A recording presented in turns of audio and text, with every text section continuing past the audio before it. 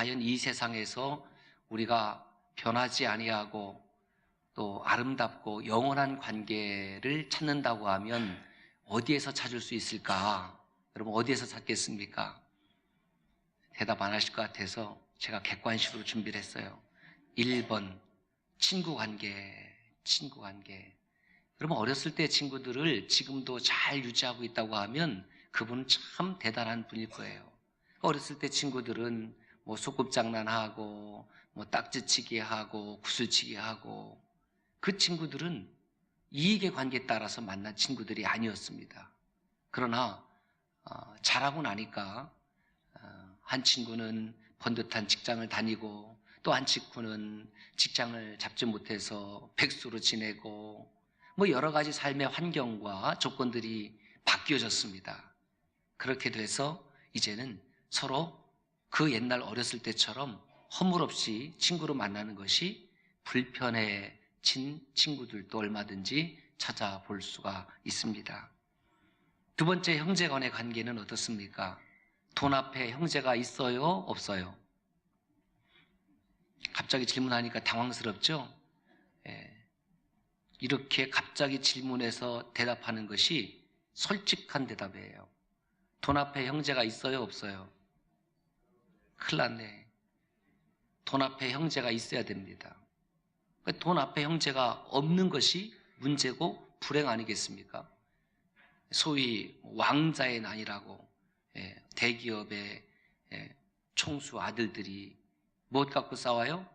돈 갖고 싸우는 겁니다. 그 싸움을 바라보는 부모는 얼마나 참담하겠습니까? 차라리 돈이 그렇게 많지 않았다라고 하면 이렇게 형제들이 쌈박질이나 하지 않았을 텐데 뭐 그런 생각하지 않겠습니까? 세 번째, 부모와 자식 간의 관계는 어떻습니까? 자식을 낳자마자 버리는 엄마도 있습니다. 또 늙으신 부모님을 봉양하지 아니하고 고독사에 이르게 하는 못된 자녀들도 있습니다. 얼마든지 뉴스를 찾아볼 수가 있습니다. 네 번째, 부부간의 관계는 어떻습니까? 보험금을 노리고 아내를 죽이는 남편도 있고 또 남편을 못마땅해서 독살하는 아내도 있습니다. 그렇게 사랑하면서 살기를 원했는데 내 뜻대로 되지 않습니다. 그것이 오늘날의 부부 관계입니다. 5번, 스승과 제자 관계도 있습니다. 좋은 스승을 만나면 참 좋은 제자가 됩니다. 그러나 나쁜 스승을 만나면 그 제자가 피해를 입기도 합니다. 오늘날 좋은 스승과 좋은 제자 참 어렵습니다. 그러니까 어떤 삶은 다 뒤로 내팽겨진 채 지식만 전달하는 일개 강사가 되는 거예요. 좋은 스승은 자기의 지식뿐만이 아니라 인격적으로도 감동과 감화를 줄 수 있는 그런 스승이어야 되는데 그 말뿐인 스승이 되니까 그것이 사꾼 스승이 되고 말뿐인 목회를 하니까 사꾼 목사가 되는 것이 아닌가. 제가 이 말씀을 드리는 것은 우리 삶 가운데 있는 모든 관계를 비관적으로 바라보라는 말씀이 아닙니다. 오늘 우리 삶 가운데 일어나는 관계가 이렇게 깨어지고 부서지고 아픔 가운데에 저와 여러분들이 살아간다는 겁니다. 물론 아름다운 친구 관계가 있습니다. 정말 깊은 우정을 평생 나누는 좋은 친구들이 있습니다. 좋은 부모들이 있습니다. 좋은 자녀들이 있습니다. 좋은 부부 관계가 있습니다. 그렇다고 해서 그 친구가 평생 좋은 우정을 간직한다고 해서 그 친구를 예배하지는 않지 않습니까?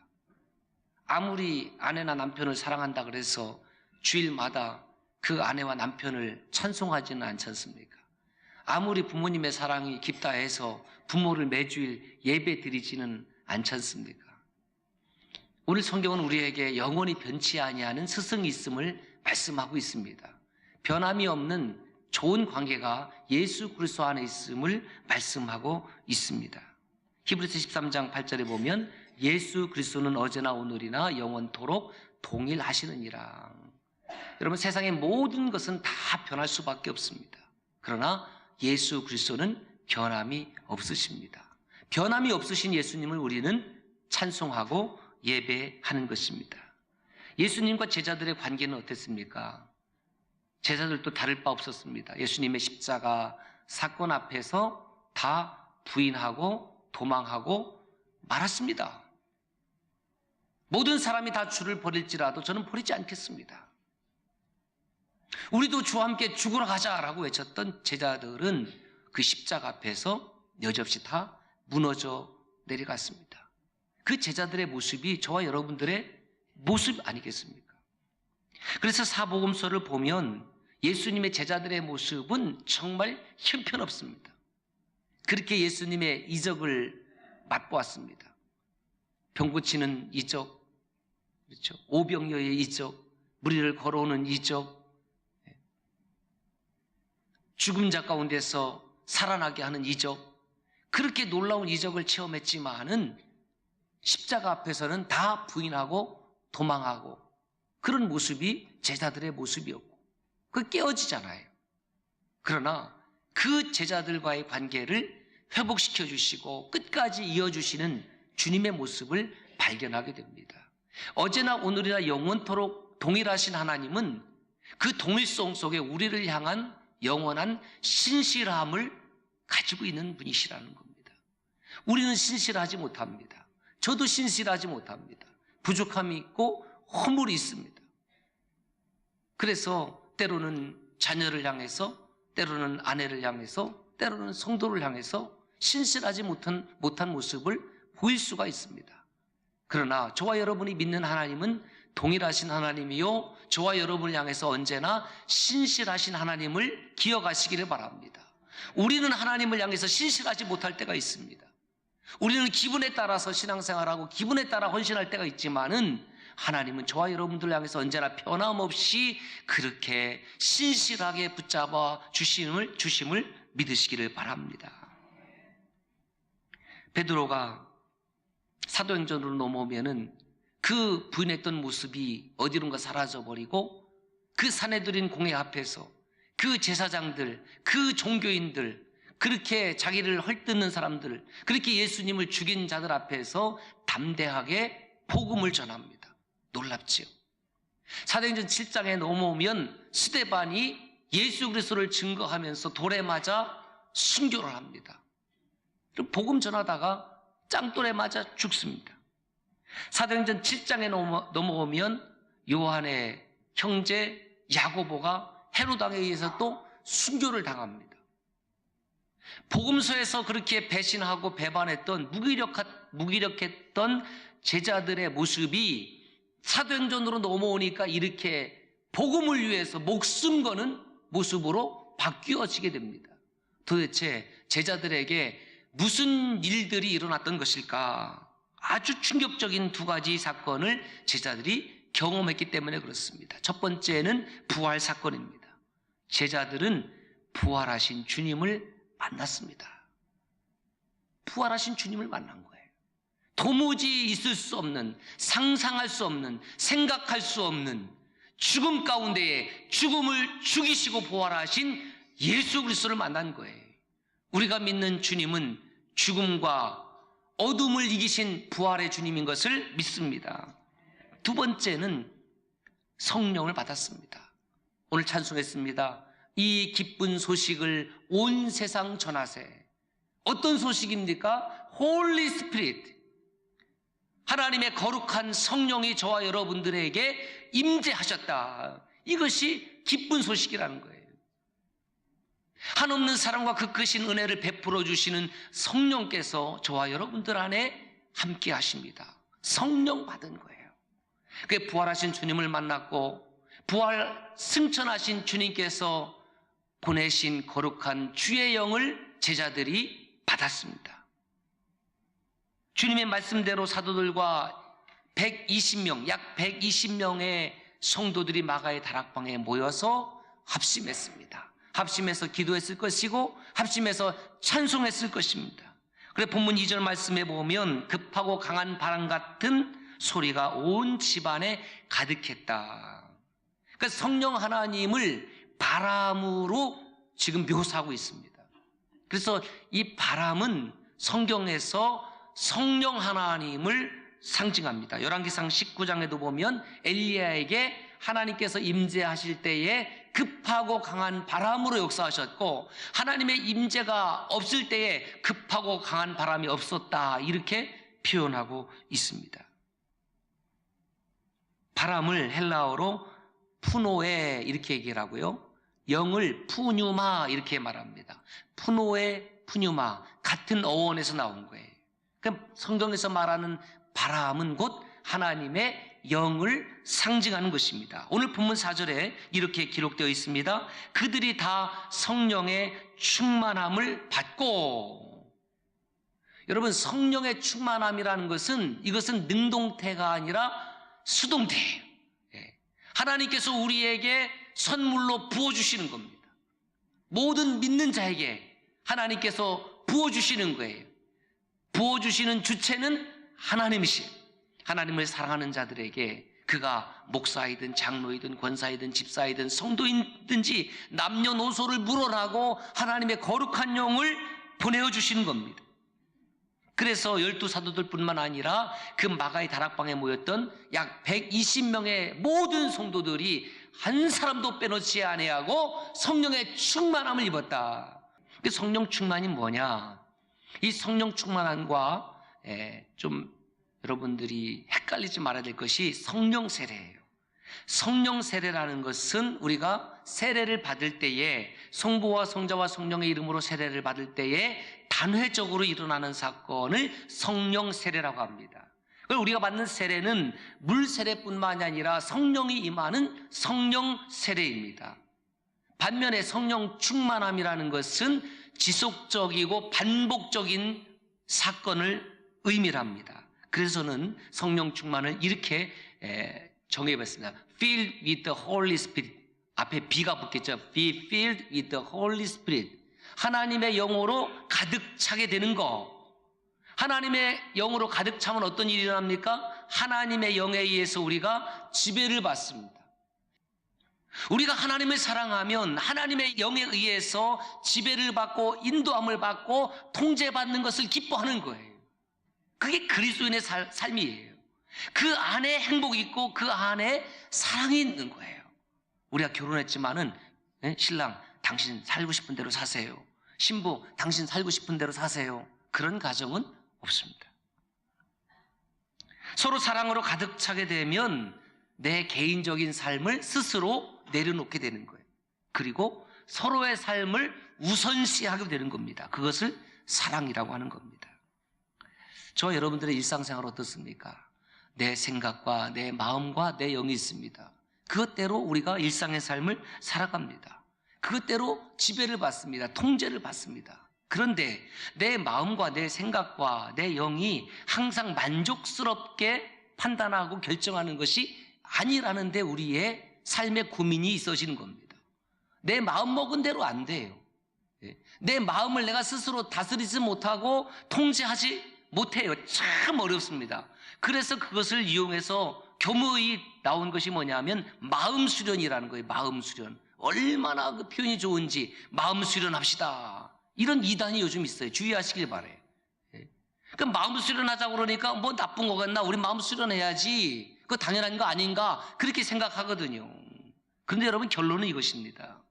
우리가 예수님을 믿고 우리가 신앙생활하는 이유는 뭐냐면 사람의 마음과 생각의 영이 사람에 의해서 지배와 통제를 받지 못한다는 거예요. 받아봤자라는 겁니다. 마음 수련해 봤자예요. 내 마음 먹은 대로 안 돼요. 되는 것도 있지만 안 되는 일이 훨씬 더 많아요. 그래서 우리는 내 마음과 내 생각과 내 영으로 살아가는 사람이 아니라 하나님을 사랑하기 때문에 하나님의 마음으로, 하나님의 마음은 예수 그리스도의 마음이고 예수 그리스도의 마음은 예수의 영이 임했을 때에 예수의 마음이 품어지는 거예요. 예수의 영 없이 살아가려고 하니까 너무 힘든 겁니다. 아내를 사랑하는 마음 없이 살아가고, 남편을 사랑하는 마음 없이 살아가고, 자녀를 사랑하는 마음 없이 살아가려고 하니 얼마나 힘들겠어요. 왜 우리가 신앙생활하면서 기쁨으로 생활하지 못하냐 하면은 교회 나와도 예수를 사랑하지 않는 거예요. 예수를 사랑하는 마음 없이 신앙생활 하려고 하니까 예배당 나오는 것이 곤욕이죠. 주일날 막 교회 한번 오려고 하면 막 아내하고 실강이를 벌이는 거예요. 사랑하는 마음이 이미 사라졌기 때문에 그렇습니다. 고린도전서 12장 3절 말씀 함께 읽습니다. 시작. 하나님의 영으로 말하는 자는 누구든지 예수를 저주할 자라 하지 않고 또 성령으로 아니하고는 누구든지 예수를 주시라 할 수 없느니라. 예수 그리스도가 나의 주님이시다. The Lord, my Lord, Curious, 나의 주님입니다라고 고백하는 사람들은 그냥 내 생각과 내 마음대로 고백하는 것 같지만 실제로 하나님의 영이 저와 여러분들의 영혼을 통제하고 붙잡고 인도하셔서 우리의 입술을 벌려서 예수 그리스도 그분이 하나님입니다, 그분이 나의 구주십니다라고 고백하게 하는 거예요. 예수가 나의 주님입니다라고 고백하는 이 한 문장을 고백하는 것이 쉬운 일이 아니에요. 어떤 분에게는 50년에 걸리기도 하고 어떤 경우에는 80년에 걸리기도 하고 어떤 경우에는 죽음 앞에서 비로소 예수님이 나의 구주이십니다라고 고백하면서 하늘나라로 가는 어르신도 제가 경험을 했습니다. 여러분은 어떤 사람이십니까? 여러분들은 성령의 사람입니까? 여러분은 하나님의 사람입니까? 여러분은 성령 충만함을 입었습니까? 찬송가 어떤 찬송이 있습니까? 이런 찬송가가 있습니다. 빈들의 마른 풀같이 시들은 나의 영혼. 나는 과연 성령 충만함을 받은 목사인가? 나는 과연 성령 충만함을 받은 성도인가? 그 물음 앞에 보면 부끄럽지요. 부끄러워요. 오늘 또 제 마음과 제 감정을 표출해내서 다른 사람들을 불편하게 하고 아프게 하고, 그것이 어디 성령 충만함 받은 사람의 할 일입니까? 성령에 의해서 통제를 받고 지배를 받았는데 그 말 한마디로 다른 사람을 불편하게 하고 힘들게 했다고 하면 저는 그 순간에 성령 충만함과는 거리가 먼 사람이었고 거리가 먼 목사의 모습 아니겠느냐. 그렇게 돌아보니까 이거는 참 힘든 거죠. 참 괴롭습니다. 빈들의 마른 풀같이 나의 영혼이 시들었다는 거예요. 하나님의 은혜를 매일매일 사모하고 그 은혜를 부음받지 아니하고 하나님의 말씀이 내 속에 임하지 아니하면, 하나님의 찬양이 내 속에 임하지 아니하면 어떤 직분을 가졌든지 모두 다가 마른 풀같이 시들어버리고, 그리고 마른 나무와 같이 삭쟁이와 같이 생기가 없는, 그래서 살짝 건드리면 나무에서 떨어지는 그러한 마음이 됐다는 거예요. 그래서 이렇게 찬송합니다. 주님의 약속한 성령 내게도 주옵소서. 가물어 메마른 땅에 단비를 내리듯이. 여러분, 메마른 땅이라는 것은 거닐면은 먼지만 흩날리는 거예요. 갈라졌어요. 메마른 땅에 단비를 내리듯이 하나님의 성령의 단비, 성령의 은혜, 성령의 통제, 성령의 지배를 제가 받아야지만이 이 팍팍하고 어려운 삶 가운데에 하나님의 사람으로 살아갈 수 있는 줄로 믿습니다. 왜 우리 안에 온전한 헌신이 없고 왜 온전한 순종이 없을까? 그것은 육신의 정욕과 안목의 정욕과 이생의 자랑으로 저도 가득 차 있고 여러분들도 가득 차 있어서 도무지 이 예배당 밖을 나가서는 그것들이 내 앞을 다 가려버리는 거예요. 그 욕심들이 하나님과의 관계를 가로막고 그 욕심들이 성령의 역사하심을 가로막는 거예요. 성령께서 역사하려고 하면 내 욕심이 나오는 거예요. 이생의 자랑들이 나오는 거예요. 안목의 정욕들이 툭 튀어나오는 거예요. 그래서 하나님의 거룩한 영이 내 삶 가운데 역사하지 못하도록, 그래서 온전한 순종도 없고 온전한 헌신도 없는 거예요. 우리가 그리스도의 사람이라고 하면, 우리가 하나님의 영을 받은 사람이라고 하면 어떻게 우리가 하나님 할 수가 없습니다, 나는 못합니다라는 말을 그렇게 쉽게 할 수 있느냐는 겁니다. 제자들은 그랬어요. 성령을 받기 전에는 그렇게 했습니다. 도망갔습니다. 부인했습니다. 멀리 떠나갔습니다. 그러나 성령을 체험한 제자들은 죽음의 자리를 찾아서 나가서 복음 전하고 순교했잖아요. 왜 우리에게 헌신이 없고 왜 온전한 순종이 없느냐면 우리는 교회를 다니지만은 성령의 충만함과는 거리가 멀게 살기 때문이 아닐까. 그 성령은 어떤 사람에게 임하시느냐? 성령은 사도 베드로가 이렇게 말씀합니다. 사도행전 2장 38절입니다. 같이 읽습니다. 너희가 회개하고 예수 이름의 세례를 받으면 성령을 선물로 받으리라. 여러분, 선물을 받는다는 것은 얼마나 행복한 일이에요. 옆 사람에게 그렇게 인사해요. 나도 선물 받고 싶어요. 시작. 네. 선물은 얼마나 행복한 거예요. 어버이날에 선물 주고, 스승의 날에 선물 주고, 부부의 날에 선물 주고, 없으면 셀프라도 선물하고. 응? 선물을 받는 건 행복한 건데, 하나님의 영은 우리가 간절히 사모하되 하나님께서 우리에게 주시는 선물인데, 어떤 사람에게 주시냐면은 회개한 심령 가운데 부어주신다는 겁니다. 회개한 심령은 무엇입니까? 하나님, 나는 죄인입니다. 나는 부끄럽습니다. 내 생각과 내 마음과 내 영에 의해서 지배당하고 그렇게 살지 않겠습니다. 주님, 나를 좀 불쌍히 여겨주십시오. 내가 죄인입니다라고 고백하는 그 사람의 심령 가운데에 하나님께서 성령을 부어주신 줄로 믿습니다. 그러므로 내가 성령이 충만하지 못하다라고 생각하는 분은 내 안에 아직도 하나님 앞에 육신의 정욕과 안목의 정욕과 이생의 자랑을 회개하지 못한 사람인 것을 알아야 돼. 회개해야 됩니다. 1년 365일 성령 충만하기 위해서는 내가 하나님 앞에 늘 회개하는 마음으로 내 가슴을 치면서 메마른 심령 가운데에 주의 성령을 부어달라고 기도해야 됩니다. 그렇다면 하나님은 왜 우리에게 굳이 성령 충만을 원하실까? 세 가지 이유가 있습니다. 첫째는 사명 감당하기 위해서. 사도행전 2장 17절 말씀입니다. 같이 읽습니다. 시작. 하나님이 말씀하시기를 내가 내 영을 모든 육체에 부어주리니 너희의 자녀들은 예언할 것이요 너희의 젊은이들은 환상을 보고 너희의 늙은이들은 꿈을 꾸리라. 예언, 환상, 꿈, 이것을 한마디로 말하면 사명입니다. 하나님께서 우리에게 성령을 선물로 주신 이유는 사명을 감당하라고요. 우리가 성령 충만해야 될 이유는 목사로서, 장로로서, 권사로서, 안수집사로서, 교회의 성도로서 이 세상의 소금과 빛의 사명을 감당하기 위해서는 성령으로 충만해야 된다는 겁니다. 성령 충만한 사람의 특징이 무엇입니까? 내게 능력 주시는 자서 내가 모든 것을 할 수 있습니다. 주여 주의 뜻대로 나를 사용하여 주옵소서. 성령 충만한 사람입니다. 두 번째로는 능력 있는 삶을 살려면 성령 충만함을 받아야 됩니다. 여러분, 이 세상도 능력 있는 사람을 우대합니다. 그 능력에 따라서, 실력에 따라서 연봉을 청합니다. 그래서 자기의 실력을 뽐내야 됩니다. 그러나 하나님의 일은 내 능력으로 하는 것이 아닙니다. 하나님의 일은 내 능력을 드러내면 드러낼수록 하나님은 역사하지 않습니다. 그러나 내 능력은 부족합니다. 나는 못합니다. 나는 할 수 없습니다. 주님, 나를 불쌍히 여겨주십시오. 하나님의 성령을 의지하면 하나님께서 나를 통해서 하게 하신 줄로 믿습니다. 하나님의 능력을 의지하십시오. 하나님의 능력은 무한합니다. 제가 가지고 있는 능력은 유한합니다. 보잘것없습니다. 그러나 하나님은 신실하십니다. 하나님은 능력이 광대하십니다. 비교할 수가 없습니다. 빌립보 4장 13절 잘 아는 말씀입니다. 내게 능력 주시는 자 안에서 내가 모든 것을 할 수 있느니라.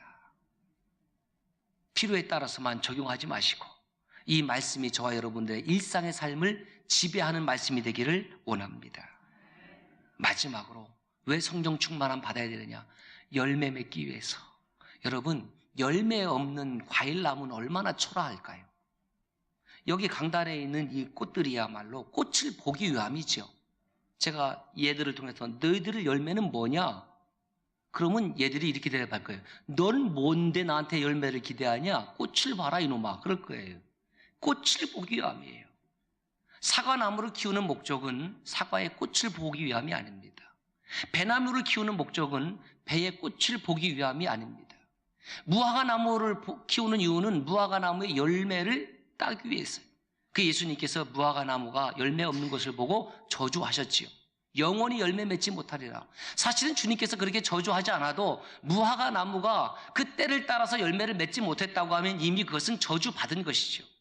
그 왜 그렇게 해서 주님께서 말씀하셨냐면 열매 맺지 못하는 삶을 경고하기 위해서 열매 맺는 삶을 살아야 된다는 겁니다.